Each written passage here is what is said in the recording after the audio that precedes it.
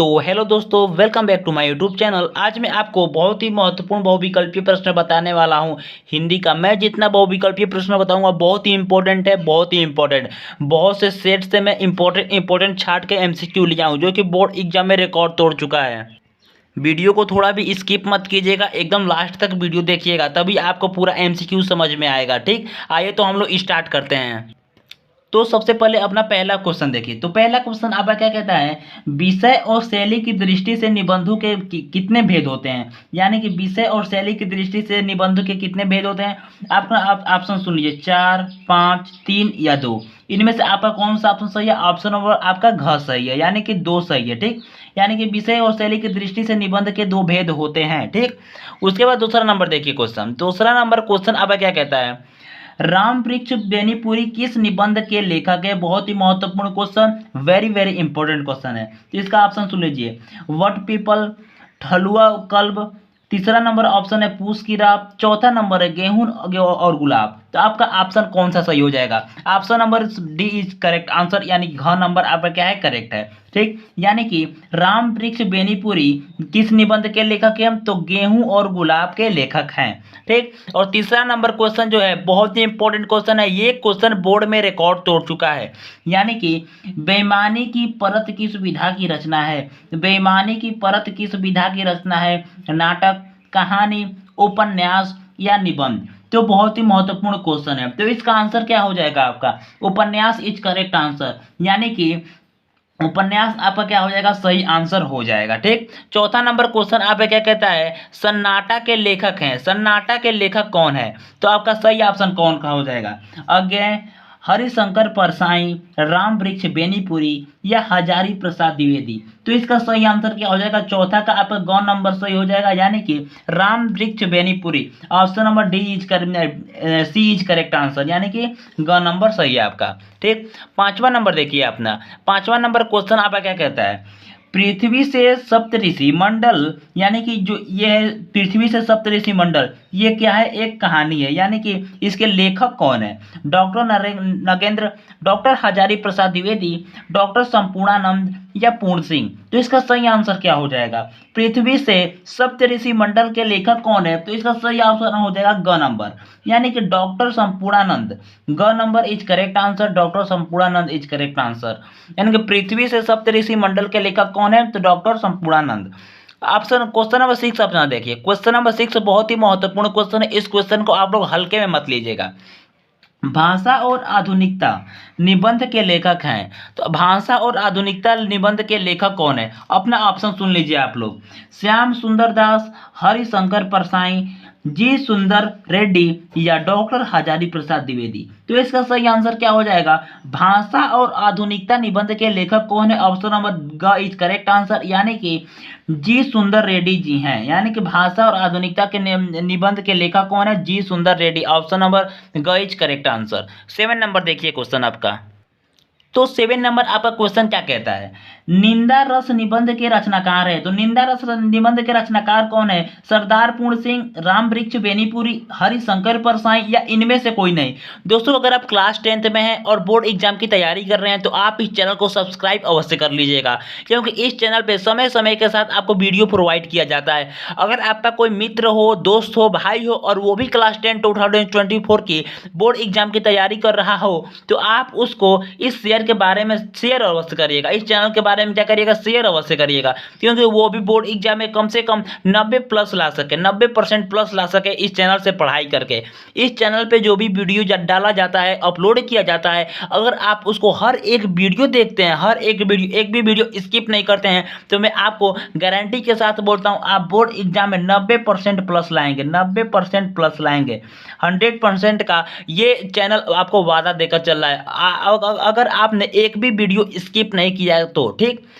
उसके बाद अपना ऑप्शन सुन लीजिए, सरदार पूर्ण सिंह, राम वृक्ष बेनीपुरी, हरिशंकर परसाई, इनमें से कोई नहीं। तो आपका ऑप्शन कौन सा सही होगा, 7 का। तो ऑप्शन नंबर ग सही हो जाएगा, यानी कि Harishankar Parsai is correct answer. ठीक, उसके बाद क्वेश्चन नंबर अपना 8 देखिए। क्वेश्चन नंबर आपका 8 क्या कहता है, पृथ्वी पुत्र किस विधा की रचना है। बहुत ही महत्वपूर्ण क्वेश्चन है। क्या आपका क्वेश्चन कहता है पृथ्वी पुत्र किस विधा की रचना है। तो आपका ऑप्शन देखिए अपना, निबंध, संस्मरण, कहानी या आत्मकथा। तो आपका सही आंसर क्या हो जाएगा? पृथ्वी किस विधा की रचना है? तो आपका सही आंसर क्या हो जाएगा? ऑप्शन नंबर क इज करेक्ट आंसर। यानी कि जो निबंध है, पृथ्वी निबंध की क्या है? एक रचना है। ठीक, उसके बाद 9 नंबर देखिए। क्वेश्चन नंबर 9 अब क्या कहता है? क्वेश्चन नंबर 9 बहुत ही महत्वपूर्ण क्वेश्चन है।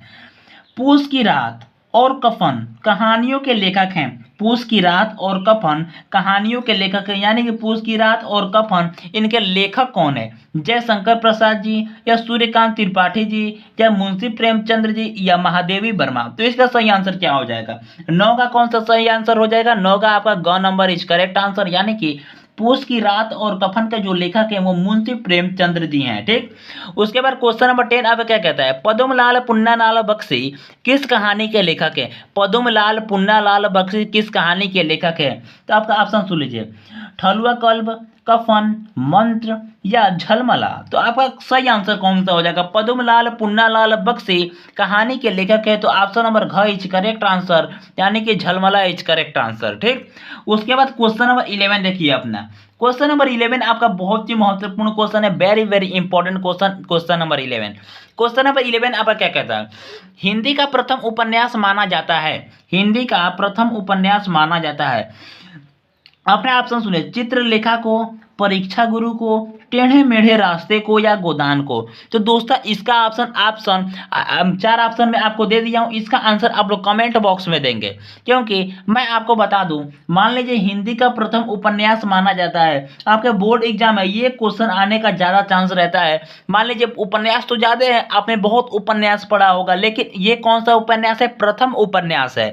ठीक, तो प्रथम उपन्यास जानने का आपको अधिकार है और आप जान सकते हैं। अगर आपने नहीं जाना तो आप बोर्ड एग्जाम में ये क्वेश्चन आएगा तो आप लोग छोड़ करके आएंगे। ठीक, तो इसका आंसर आप लोग कमेंट बॉक्स में अवश्य दीजिए, और जाइए गूगल से सर्च कीजिए या कहीं से कॉपी किताब से कहीं से देखिए, लेकिन इसका आंसर आप लोग कमेंट बॉक्स में अवश्य देंगे। ठीक, क्वेश्चन नंबर 12 देखिए अपना। तो क्वेश्चन नंबर 12 आपका क्या कहता है?